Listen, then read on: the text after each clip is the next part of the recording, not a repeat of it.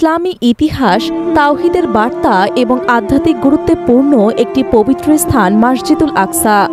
মুসলমানদের কাছে এটি শুধু একটি ঐতিহাসিক নিদর্শন নয়, বরং একটি ঈমানী অনুভূতির কেন্দ্র, যার সম্মান ও পবিত্রতা রক্ষা করা প্রতিটি মুসলমানের দ্বীনি দায়িত্ব। পবিত্র কুরআনের বিভিন্ন স্থানে এই ভূমির মর্যাদা তুলে ধরা হয়েছে। সূরা আল মায়েদার ২১ নম্বর আয়াতে হযরত মুসা আলাইহিস সালামের জবানিতে বলা হয়েছে, হে আমার সম্প্রদায়, আল্লাহ তোমাদের জন্য যে পবিত্র ভূমি নির্ধারণ করেছেন তাতে প্রবেশ করো এবং পশ্চাৎপসরণ করো না, করলে তোমরা ক্ষতিগ্রস্ত হয়ে ফিরে আসবে। সূরা আল মায়েদা আয়াত ২১।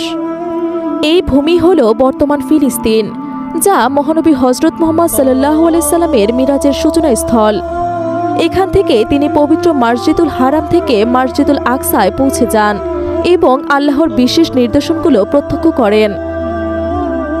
সূরা বনী ইসরাইলের প্রথম আয়াতে বলা হয়েছে, পবিত্র সেই সত্তা যিনি নিজের বান্দাকে রাতারাতি মসজিদুল হারাম থেকে মসজিদুল আকসায় নিয়ে গিয়েছিলেন, যার চারপাশকে আমি বরকতময় করেছি যেন তাকে আমার কিছু নিদর্শন দেখাতে পারি। সূরা বনী ইসরাইল আয়াত ১।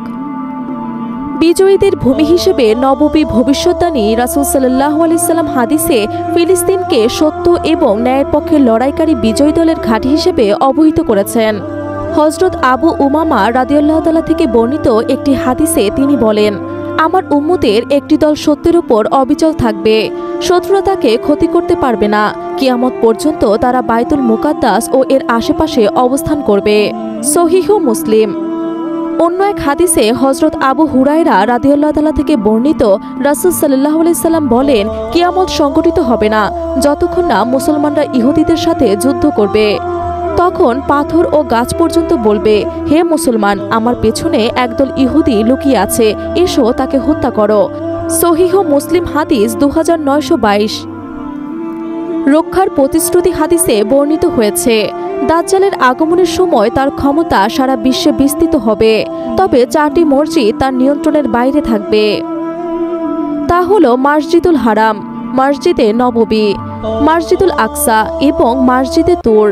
এ থেকে প্রতীয়মান হয় মসজিদুল আকসা আল্লাহর বিশেষ হেফাজতে থাকবে এবং ইসলামী খেলাফতের গুরুত্বপূর্ণ কেন্দ্র হিসেবে চিহ্নিত হবে।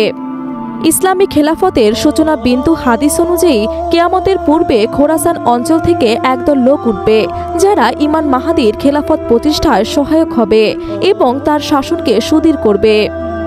এ প্রসঙ্গে সহিহ মুসলিমের একটি হাদিসে বর্ণিত হয়েছে, পূর্ব দিক থেকে কিছু লোক আসবে যারা মাহাদীর খেলাফতকে প্রতিষ্ঠিত করবে। সহিহ মুসলিম খণ্ড ৩ হাদিস 2896। ফিলিস্তিন ও মসজিদুল আকসা মুসলমানদের আত্মার সাথে নিবিড়ভাবে জড়িত। এটি কেবল ভূখণ্ডের প্রশ্ন নয়, বরং তা আমাদের ঈমান, ইতিহাস এবং ভবিষ্যতের অংশ। ফিলিস্তিনের প্রতি সম্মান প্রদর্শন করা, এর অধিকার রক্ষা করা এবং সত্যের পক্ষে থাকা প্রত্যেক ঈমানদার মুসলমানদের ধর্মীয় ও নৈতিক দায়িত্ব। বিশ্বজুড়ে চলমান নির্যাতনের মুখে মুসলিম উম্মতের উচিত ঐক্যবদ্ধভাবে মসজিদুল আকসা এবং ফিলিস্তিনের পবিত্র ভূমির সম্মান ও স্বাধীনতা রক্ষায় ভূমিকা রাখা, কারণ এটি আমাদের অতীতের গর্ব, বর্তমানের দায়িত্ব এবং ভবিষ্যতের আশার প্রতীক।